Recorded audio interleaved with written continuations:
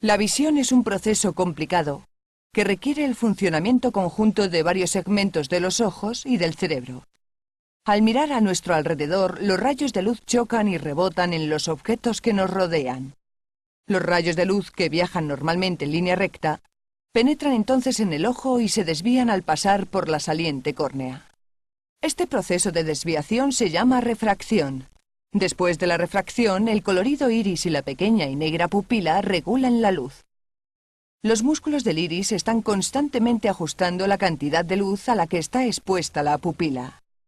La luz que pasa por la pupila seguirá su camino a través de las lentes del ojo, muy parecidas a las lentes de una cámara. Las lentes del ojo desvían aún más la luz y la invierten. Las lentes enfocan la luz del objeto al fondo del ojo, sobre una capa de nervios que forman la retina. Esta toma la luz y forma una imagen invertida y hacia abajo. La retina se forma de células sensibles a la luz denominadas bastones y conos. El número de bastones es superior al de conos y su función primaria es ayudarnos a ver con poca luz. Los conos contienen rodopsina. Esta es la sustancia responsable de los colores y los detalles que vemos. La retina transforma la imagen en impulsos eléctricos que viajan a través de los nervios ópticos y sobre el quiasma óptico. El quiasma tiene forma de X y permite que los impulsos viajen al lado opuesto del cerebro en las cintillas ópticas. Ambas cintillas llevarán los impulsos de ambos ojos, izquierdo y derecho, de su distinta perspectiva visual hasta el tálamo. En el tálamo los impulsos se encontrarán con nervios que los transportarán a la corteza visual del cerebro. Las perspectivas visuales del ojo derecho e izquierdo se unen creando una imagen con forma clara y tridimensional.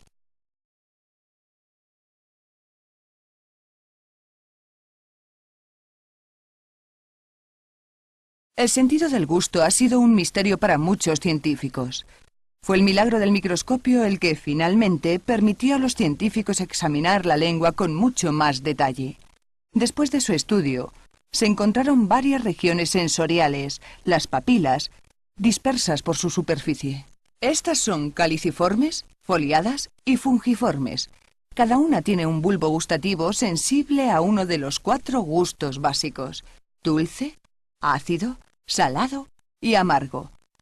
Las papilas caliciformes se agrupan en forma de V en la porción posterior de la lengua. Son responsables de los gustos amargo y ácido presentes en muchos alimentos. Las papilas foliadas están en ambos lados de la lengua, sobre las papilas caliciformes. Son sensibles al carácter amargo de la comida. Las fungiformes son las más abundantes. Cubren la punta de la lengua y sus bordes externos. Estas papilas son responsables de los sabores dulces y salados distintivos de muchos alimentos. Las papilas mencionadas contienen lo que se conoce como bulbos gustativos primarios. Es importante saber que hay numerosos bulbos gustativos en la boca y garganta, pero estos ayudan a los bulbos principales a determinar cada sabor particular. Para poder comprender cómo funciona el sentido del gusto, debemos examinar el bulbo gustativo. El bulbo lo forman varias células. Las células de cada bulbo se regeneran por uno de los 3 nervios craneales cada 10 a 14 días. Algunas células funcionan como receptores responsables de enviar información química de las sustancias de la boca al cerebro.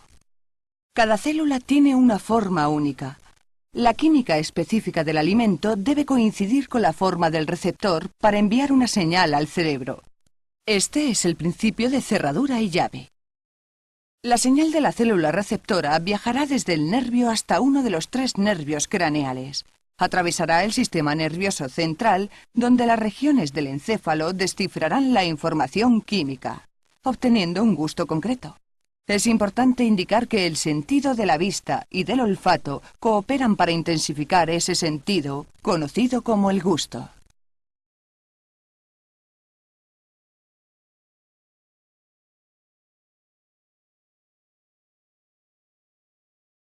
En el pasado, el sentido del olfato era un misterio para muchos científicos. ¿Cómo distingue el cuerpo humano entre el aroma de unas galletas al horno y el olor posiblemente peligroso de algo que se está quemando? Preguntas como esta han llevado a los científicos a descubrir que las moléculas aéreas producen los olores. Cuando olemos para distinguir un olor particular, las moléculas emitidas por la sustancia viajan por el aire. El tamaño de las moléculas influye en el alcance del olor. Las moléculas más ligeras llegarán más lejos. Los científicos llaman a esto volatilidad. Cuando las moléculas entran en la nariz, viajan por una pequeña zona de tejido denominada membrana olfatoria. La membrana olfatoria es muy pequeña y está en la parte superior de la cavidad nasal. Está compuesta de tejido amarillo grisáceo y cubierta de gruesa mucosa. En la membrana hay numerosas células receptoras, consideradas prolongaciones del propio cerebro. Se supone que cada célula receptora es sensible a la dimensión de cada molécula en particular.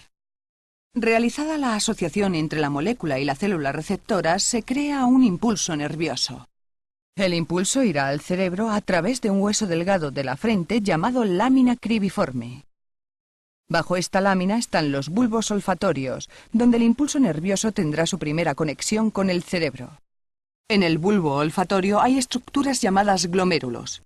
La función de estas estructuras es distribuir los impulsos nerviosos convergentes de forma ordenada al cerebro. En el cerebro los impulsos se distribuyen a distintas áreas para su descifrado y percepción del olor. Los científicos han determinado que el cerebro humano puede identificar miles de olores distintos. Se puede afirmar que el sentido del olfato es una de las virtudes más importantes del cuerpo humano.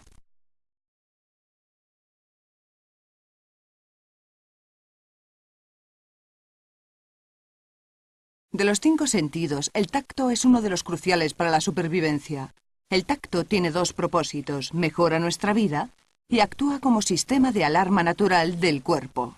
Sin el sentido del tacto no podríamos diferenciar entre un entorno peligroso y un entorno seguro. El tacto se sirve de muchos pequeños receptores y corpúsculos situados bajo la piel. Cada uno tiene su función específica de respuesta al calor, frío, presión o dolor. Los largos corpúsculos de Panucci se sitúan en lo más profundo de la dermis. Estos receptores son sensibles a la presión y proporcionan al cerebro información sobre dónde y cómo se mueve el cuerpo. Los ovalados corpúsculos de Meissner se localizan en sitios claves del cuerpo, como las yemas de los dedos y las palmas.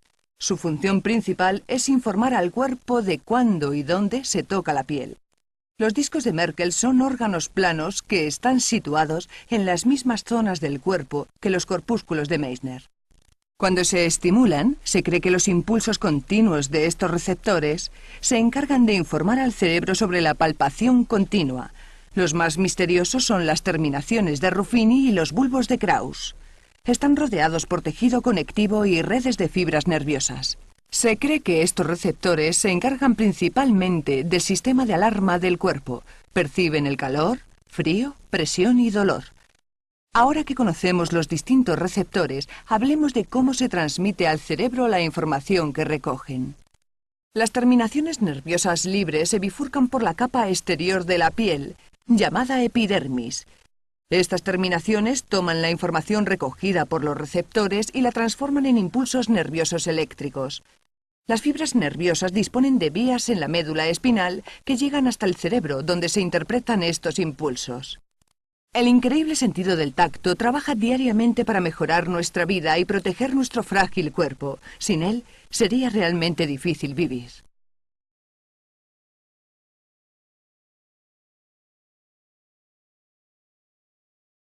Al hablar, el sonido de mi voz se escucha de forma clara e instantánea. Lo que no sabemos es que cuando hablamos se crea una perturbación del aire denominada vibración. Para que alguien escuche lo que digo, la vibración debe realizar un largo y complejo viaje a través del oído y dentro del cerebro. Sigamos el recorrido de la vibración según vamos explorando el sentido del oído. La porción externa del oído tiene forma hueca para recoger y canalizar las numerosas vibraciones que se producen a nuestro alrededor. Las vibraciones viajan a lo largo del conducto auditivo y colisionan con el tímpano, haciéndolo vibrar. Esta vibración produce el movimiento de 3 delicados huesos en el oído medio: martillo, yunque y estribo.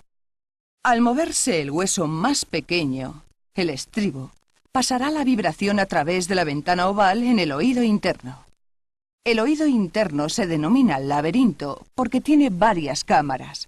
Hay dos fluidos en el oído interno, la endolinfa y la perilinfa.